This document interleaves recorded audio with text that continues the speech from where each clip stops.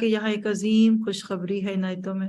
یہود بہت رش کرتے ہیں اس آیت پہ، جب یہ آیت نازل ہوئی تھی نا، الیوم اکملت لکم دینکم، تو یہود میں سے کسی نے حضرت عمر سے کہا تھا کہ اگر یہ آیت ہم پہ نازل ہوتی تو ہم اس دن عید کرتے۔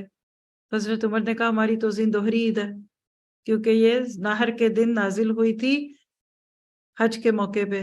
تو کیا پتہ چلا کہ آپ کو مجھے خوش ہونا چاہیے، اللہ نے ہمیں وہ دین دیا جو آدم سے شروع ہوا، نوح اور ابراہیم اور ہوتے ہوئے موسیٰ، عیسیٰ سے ہو کے نبی صلی اللہ علیہ وسلم پہ پورا ہوا۔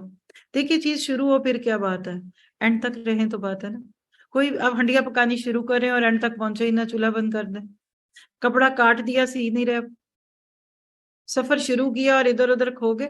اصل چیز الاعمال بالخواتیم، نبی صلی اللہ علیہ وسلم نے فرمایا چیزوں کا دار و مدار اس کے خاتمے پہ ہے، خاتمہ بالخیر۔ آپ کی میری زندگی جیسی بھی گزر رہی ہو جائے، خاتمہ کیا ہوگا؟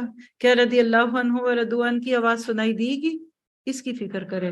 تو اللہ نے پہلے دن سے ہمیں منزل کو دیکھ کے سفر شروع کرنے کی دعوت دی تھی، اہدنا الصراط المستقیم میں۔